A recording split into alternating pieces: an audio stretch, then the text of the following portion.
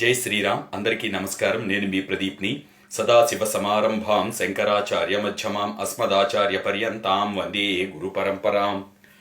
మా పెద్దలకి, గురువులకి, మా తల్లిదండ్రులకి అందరికీ హృదయపూర్వక నమస్కారాలు తెలియజేసుకుంటూ ఈరోజు ఒక సుదినం. అది ఏమిటి అంటే, ఆదిత్య హృదయాన్ని పఠించి ఆరోగ్యవంతంగా అందరం జీవించాల్సిన సమయం.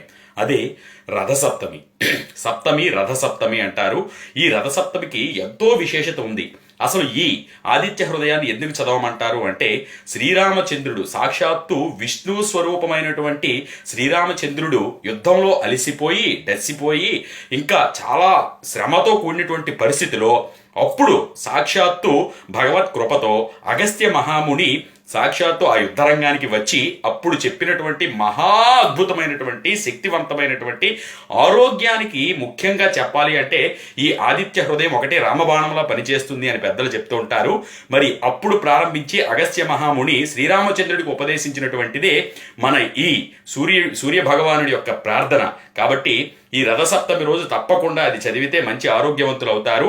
అదే ఈ విధంగా ప్రారంభించడం కూడా జరుగుతుంది. అది తతో యుద్ధ పరిశ్రాంతం సమరే చింతయా స్థిత రావణం చాగ్రతో దృష్ట్వా యుద్ధాయ సముపస్థితం అంటూ అగస్త్య మహాముని చెప్పినటువంటి ఈ ఆదిత్య హృదయాన్ని నిత్యం పఠిస్తూ ఆరోగ్యవంతులుగా జీవించండి. మరి ఇప్పుడు నేను తెలియజేస్తుంది ఏమిటంటే, ఎవరైతే ప్రదీప్ వానపల్లి పేజ్ని ఫాలో అవుతూ ఉన్నారో, యూట్యూబ్లో ఫాలో అవుతున్నారో వాళ్ళందరూ కూడా ఆరోగ్యంగా ఉండాలని మనస్ఫూర్తిగా శ్రీరామచంద్రుడి పాదాలు పట్టి ప్రార్థిస్తున్నాను. అందరికీ కూడా రథసప్తమి శుభాకాంక్షలు కూడా తెలియజేస్తున్నాను. మనకి సాక్షాత్తు ప్రత్యక్ష దైవాలుగా 5 చెప్తారు. 1 తల్లి, 2 తండ్రి, 3 గురువు, 4 సూర్య భగవానుడు, 5 చంద్రుడు. ఎందుకు అంటే తల్లి, తండ్రి, గురువు, దైవం అందరికీ తెలిసినప్పటికీ కూడా సూర్య భగవానుడు ఆరోగ్యం భాస్కరాదిత్యేత్ అంటారు. అంటే అసలు ఆరోగ్యం రావాలంటే దానికి భాస్కరుడే కారణం.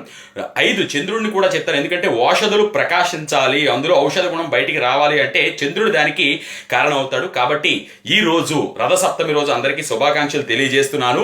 ఎవరెవరైతే ఫాలో అవుతున్నారో, ఎవరెవరైతే చూసి ఆచరించి మంచి ఫలితాలు పొందుతున్నారో వాళ్ళందరికీ కూడా ధన్యవాదాలు తెలియజేస్తున్నాను. మరి ఈ సందర్భంగా నేను ఒక విషయం తెలియజేస్తున్నాను.